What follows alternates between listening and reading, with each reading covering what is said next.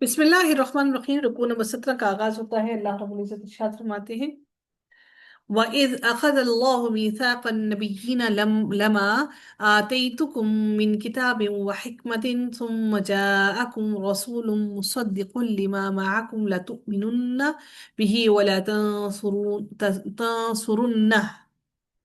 اللہ تعالیٰ فرماتے ہیں، اور جب اللہ نے سب نبیوں سے پختہ عہد لیا، ان آیات سے مقصود ایسے دلائل کی وضاحت ہے جن سے رسول اللہ صلی اللہ علیہ وسلم کی نبوت ثابت ہوتی ہے۔ یعنی اللہ تعالیٰ نے آدم علیہ السلام اور اس کے بعد ہر نبی سے عہد لیا کہ وہ اپنے بعد آنے والے نبی کی تصدیق اور اس کی مدد کرے گا۔ یہ عہد ہر نبی سے لیا گیا، اور اس بارے میں کسی قسم کی گروہ بندی اور عصبیت کے اس کے راستے میں رکاوٹ نہیں بنے گی۔ اگر وہ نبی اس کی زندگی میں آ جائے تو بذات خود اس پر ایمان لائے گا، اور اگر اس کی وفات کے بعد آئے تو وہ اپنی امت کو بعد میں آنے والے نبی پر ایمان لانے اور اس کی مدد کرنے کا حکم دے کر جائے گا۔ اس اعتبار سے موسیٰ علیہ السلام سے عیسیٰ علیہ السلام پر اور عیسیٰ علیہ السلام سے رسول اللہ صلی اللہ علیہ وسلم پر ایمان لانے کا عہد لیا گیا۔ ابن عباس کا قول ہے کہ اللہ تعالیٰ نے تمام انبیاء سے عہد لیا کہ اگر محمد صلی اللہ علیہ وسلم تمہاری زندگی میں آ جائیں تو ان پر ایمان لاؤ گے۔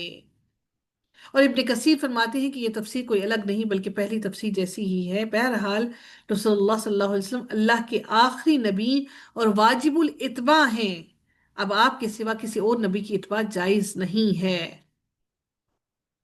اللہ رب العزت نے فرمایا، اور جب اللہ نے سب نبیوں سے پختہ عہد لیا کہ میں کتاب و حکمت میں سے جو کچھ تمہیں دوں، پھر تمہارے پاس کوئی رسول آ جائے، تمہیں کتاب اور حکمت دی لیکن تمہارے پاس کوئی رسول جب آ جائے جو اس کی تصدیق کرنے والا ہو جو تمہارے پاس ہے، یعنی تمہاری کتاب کی تصدیق کرنے والا ہے، تو تم اس پر ضرور ایمان لاؤ گے اور ضرور اس کی مدد کرو گے۔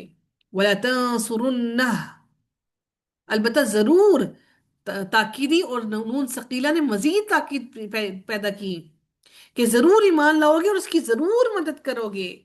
قال اقررتم واخذتم على ذلكم اصري قالوا اقررنا قال فاشهدوا وانا معكم من الشاهدين۔ کیا فرمایا؟ فرمایا کیا تم نے اقرار کیا اور اس پر میرا بھاری عہد قبول کیا؟ انہوں نے کیا کہا؟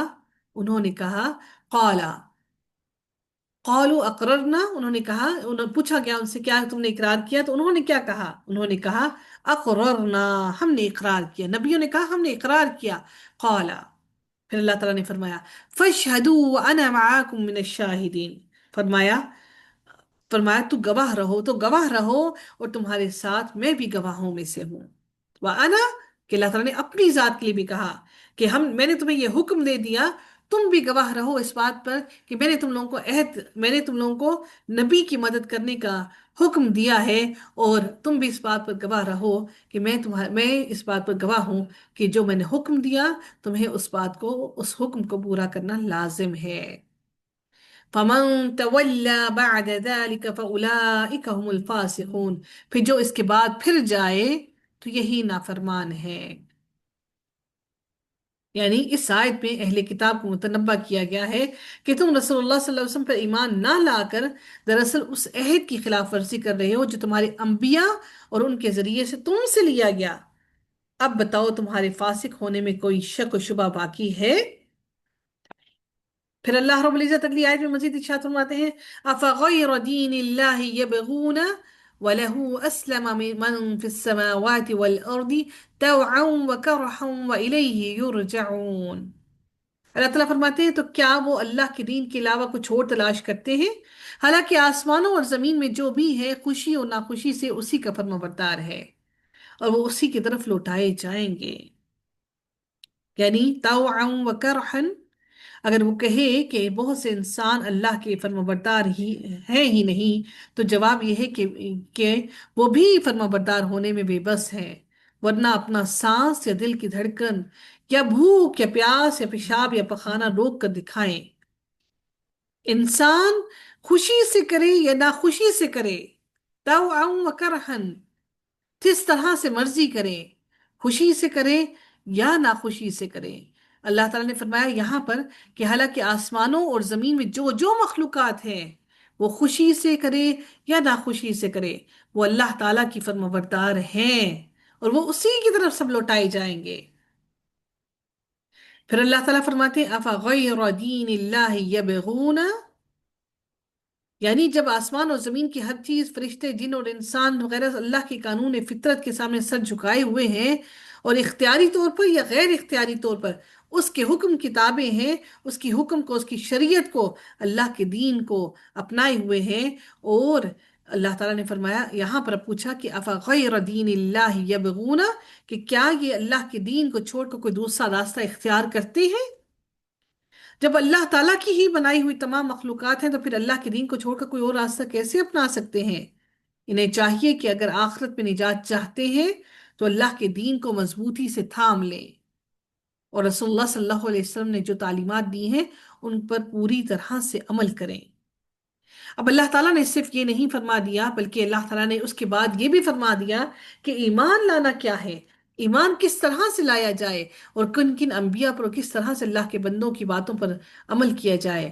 قل، اللہ تعالیٰ نے فرمایا اے نبی کہہ دیجئے، آمنا باللہ وما انزل علینا وما انزل علی ابراہیم و اسماعیل و اسحاق و یعقوب والاسباط، کہہ دے ہم اللہ پر ایمان لائے اور اس پر جو ہم پر نازل کیا گیا، اور جو ابراہیم اور اسماعیل اور اسحاق اور یعقوب اور اس کی اولاد پر نازل کیا گیا، اور جو موسیٰ اور عیسیٰ اور دوسرے نبیوں کو ان کے رب کی طرف سے دیا گیا، ہم ان میں سے کسی ایک کے درمیان بھی لا نفرق بین احد، ہم ان میں سے کسی ایک کے درمیان میں بھی فرق نہیں کرتے، ہم کسی بھی نبی کے درمیان فرق نہیں کرتے، ہم تمام انبیاء کو اللہ تعالیٰ کے نبی اور بندے سمجھتے ہیں، اور ان کی تعلیمات پر یقین رکھتے ہیں کہ وہ حق اور سچ لے کر آئے اور اللہ تعالیٰ کی طرف سے مبعوث فرمائے گئے۔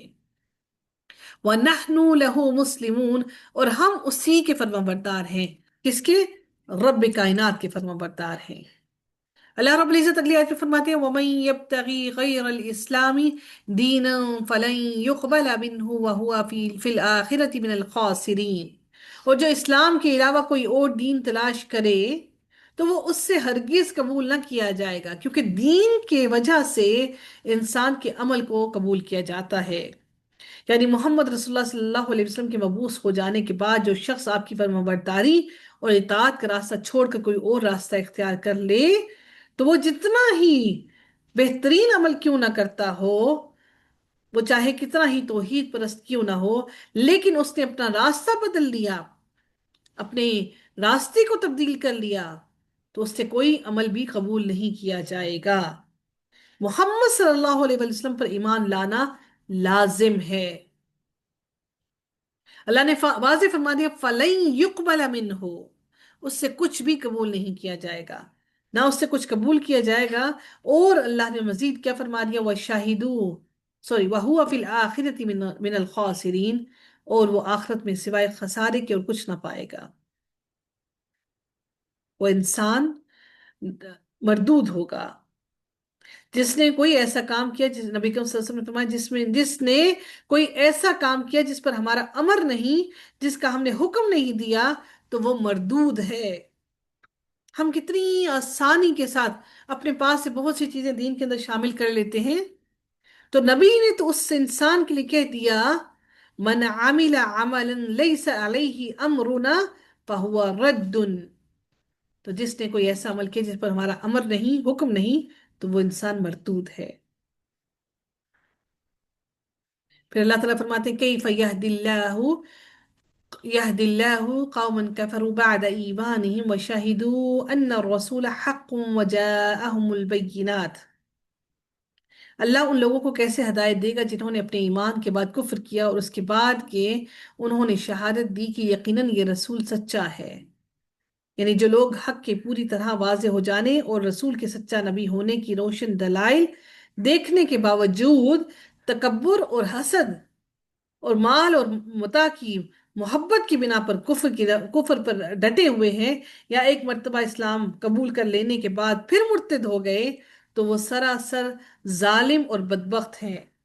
ایسے لوگوں کو راہ ہدایت دکھانا اللہ تعالیٰ کا قانون نہیں۔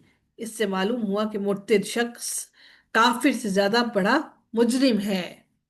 کافر تو نہیں تو دین دیکھا ہی نہیں نا، لیکن جو دین سے ہٹ گیا وہ اس سے بڑا ظالم ہے۔ حسن بصری نے ایک اور آیت کے ساتھ کیا مزید فرمایا کہ اس سے مراد اہل کتاب ہیں۔ اس آیت سے مراد کیا ہے؟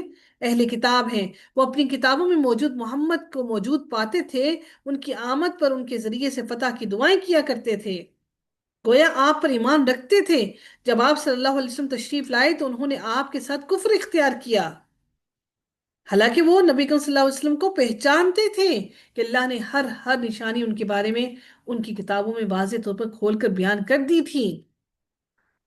اللہ تعالیٰ فرماتے ہیں اللہ ان لوگوں کو کیسے ہدایت دے گا جنہوں نے اپنے ایمان کے بعد کفر کیا اور اس کے بعد کہ انہوں نے شہادت دی کہ یقیناً یہ رسول سچا ہے اور ان کے پاس واضح دلیلیں آ چکی، اور اللہ ظالم لوگوں کو ہدایت نہیں دیتا۔ اولئک جزاؤہم ان علیہم لعنت اللہ والملائکۃ والناس اجمعین۔ پھر اللہ رب العزت نے فرمایا کہ یہ لوگ، ان کی جزا یہ ہے کہ بے شک ان پر اللہ کی اور فرشتوں کی اور تمام لوگوں کی لعنت ہے، اور وہ اس میں ہمیشہ ہمیشہ رہنے والے ہیں۔ لعنت اللہ والملائکۃ خالدین فیہا لا یخفف عنہم العذاب ولا هم ینظرون۔ وہ اس میں ہمیشہ ہمیشہ اس لعنت میں رہنے والے ہیں، اور نہ ان سے عذاب ہلکا کیا جائے گا اور نہ ہی وہ مہلت دیے جائیں گے۔ اب ان لوگوں کی بات ہو رہی ہے، یہ تو منکرین کی بات ہو گئی، جو ایمان نہیں لائے، منکر ہیں، سنتے نہیں، اپنی ہر دھرمی میں، اپنے تکبر میں، غرور میں ہیں۔ إِلَّا الَّذِينَ تَابُوا مِن بَعْدِ ذَلِكَ وَأَصْلَحُوا فَإِنَّ اللَّهَ غَفُورٌ رَحِيمٌ۔ مگر جن لوگوں نے اس کے بعد توبہ کی اور اصلاح کر لی تو یقیناً اللہ بے حد بخشنے والا، نہایت مہربان ہے۔ اس سے معلوم ہوا کہ اگر مشرک سچے دل سے توبہ کر لے اور دوبارہ اسلام لے آئے تو اللہ تعالیٰ اس کی پچھلی غلطی کو معاف کر دیتے ہیں۔ ابن عباس نے فرمایا انصار میں سے ایک آدمی اسلام لانے کے بعد مرتد ہو گیا اور مشرکوں سے جا ملا، پھر وہ پشیمان ہوا اور اس نے اپنے قبیلے کے لوگوں سے کہلا بھیجا کہ تم رسول اللہ صلی اللہ علیہ وسلم سے پوچھو کہ اگر آیا کہ میری توبہ قبول ہو سکتی ہے، کیا اگر میں توبہ قبول کروں تو اللہ تعالیٰ مجھے معاف کر دے گا؟ تو اس پر یہ آیت نازل ہوئی، اس کے بھائی نے اسے یہ آیت بھیج دی اور وہ دوبارہ مسلمان ہو گیا۔ اس شخص کا نام حارث حارث بن سوید تھا، سین واو یہ دال، حارث بن سوید۔ کسی شخص کو زبردستی مسلمان نہیں بنایا جا سکتا، اس لیے اللہ تعالیٰ نے قرآن میں سورہ بقرہ میں فرمایا لا اکراہ فی الدین، کہ دین میں کوئی زبردستی نہیں، مگر کوئی مسلمان ہونے کے بعد اگر مرتد ہو جائے پھر اس سے اگر اور وہ توبہ نہ کرے تو اس کی سزا قتل ہے۔ رسول اللہ صلی اللہ علیہ وآلہ وسلم نے فرمایا من من بدل دینہ فاقتلوہ، جو اپنا دین یعنی اسلام بدل لے اسے قتل کر ڈالو، اسے قتل کرو، تاکہ دوبارہ کسی اور کی ہمت نہ ہو دین اسلام کو کوئی مذاق نہ بنا لے۔ ان الذين كفروا بعد ایمانهم ثم ازدادوا كفرا لا تقبل توبتهم واولئك هم الضالون۔ بے شک وہ لوگ جنہوں نے اپنے دین کے بعد کفر کیا پھر کفر میں بڑھ گئے، ان کی توبہ ہرگز قبول نہ کی جائے گی، اور وہی لوگ سراسر گمراہ ہیں۔ ان الذين كفروا وماتوا وهم كفار فلن يقبل من احدهم ملء الارض ذهبا ولو افتدى به۔ بے شک وہ لوگ جنہوں نے کفر کیا اور اس حال میں مر گئے کہ وہ کافر تھے، یعنی یہود پہلے اقرار کرتے تھے اور یہ یقیناً نبی کیا کرتے تھے کہ یقیناً نبی اکرم صلی اللہ علیہ وسلم، یہ وہ یقیناً کہتے تھے کہ یہ نبی اکرم صلی اللہ علیہ وسلم ہے، لیکن جب ان سے معاملہ ہوا تو وہ منکر ہو گئے۔ ایسے لوگ بھی کیا کرتے تھے کہ جو لوگ پہلے ایمان لائے نبی کریم صلی اللہ علیہ وسلم پر، یہودی، اور پھر وہ اسلام سے مرتد ہو گئے، ہونے کے بعد موت کے وقت تک کفر پر قائم رہتے ہیں، ان کے بارے میں اللہ تعالیٰ فرما رہے ہیں کہ حالت نزا میں اگر یہ لوگ توبہ کریں گے تو ان کی توبہ قبول نہیں کی جائے گی، کیونکہ یہ اب اپنے آگے اپنا انجام دیکھتے ہیں کہ اب اللہ تعالیٰ ان کو کس طرح سے سزا دے گا، انہیں سب کچھ معلوم ہے۔ رسول اللہ صلی اللہ علیہ وسلم نے فرمایا یقیناً اللہ تبارک و تعالیٰ بندے کی توبہ اس وقت تک قبول نہیں کرتا جب تک کہ روح حلق تک نہ پہنچے۔ اللہ تعالیٰ اس وقت تک انسان کی توبہ کو قبول کرتا رہتا ہے جب تک کہ اس کی اس کی روح حلق تک نہ پہنچے، اس وقت تک اللہ تعالیٰ اس کی توبہ قبول کرتا ہے، لیکن جب حلق تک روح پہنچ گئی تب اس کی توبہ قبول ہرگز نہیں ہوگی۔ الضالون سے مراد مکمل درجے کے، ہر اعتبار سے گمراہ ہیں، ان کے پاس کوئی بھی ہدایت نہیں، اور نہ ہی ہدایت آ سکتی ہے، اور نہ ہی وہ ہدایت کو قبول کریں گے۔ یعنی بے شک وہ لوگ جنہوں نے کفر کیا اور اس حال میں ہی مر گئے اور وہ کافر تھے، سو ان کے کسی ایک سے زمین بھرنے کے برابر سونا ہرگز قبول نہ کیا جائے گا، خواہ وہ اسے فدیے میں دے دیں۔ یہ لوگ ہیں جن کے لیے دردناک عذاب ہے اور ان کے لیے کوئی مدد کرنے والا نہیں۔ اس سے مراد وہ لوگ ہیں جو کفر اختیار کرتے ہیں اور کفر پر ہی مر جاتے ہیں۔ رسول اللہ صلی اللہ علیہ وسلم نے فرمایا قیامت کے دن سب سے ہلکے عذاب والا جہنمی سے پوچھا جائے گا، اگر دنیا میں جو بھی چیز ہے تمہاری ہو جائے تو کیا تم اسے اپنی جان بچانے کے لیے فدیے میں دے دو گی؟ وہ کہے گا ہاں۔ اللہ تعالیٰ فرمائے گا میں نے تم سے اس وقت جب تم آدم کی پشت میں تھے اس سے بہت زیادہ آسان بات کا تقاضا کیا تھا کہ شرک نہ کرنا، تو میں تمہیں دوزخ میں داخل نہیں کروں گا، لیکن تم نہ مانے اور شرک کرتے رہے۔ اللہ تعالیٰ نے جو ہم سے عہد الست لیا ہے، اس عہد الست میں اللہ تعالیٰ نے ہم سے یہی عہد لیا کہ ہم اللہ تعالیٰ کے ساتھ کسی کو شریک نہیں ٹھہرائیں گے، بلکہ صرف اور صرف اللہ رب العزت کی ہی اتباع کریں گے اور اللہ رب العزت کی عبادت کریں گے۔ اللہ تعالیٰ ہمارے ایمان کو خالص کر لیں۔ اللہ رب العزت سے دعا ہے کہ رب کائنات ہم سب کے لیے آسانیاں فرمائے اور ہمارے لیے عمل کرنا آسان بنا دے۔ وآخر دعوانا وآخر دعوانا ان الحمد للہ رب العالمین۔ صلی اللہ تعالی علی خیرہ خلقہ اجمعین برحمتک یا ارحم الراحمین۔ سبحانک اللہم وبحمدک نشہد ان لا الہ الا انت نستغفرک ونتوب الیک۔ السلام علیکم ورحمۃ اللہ وبرکاتہ۔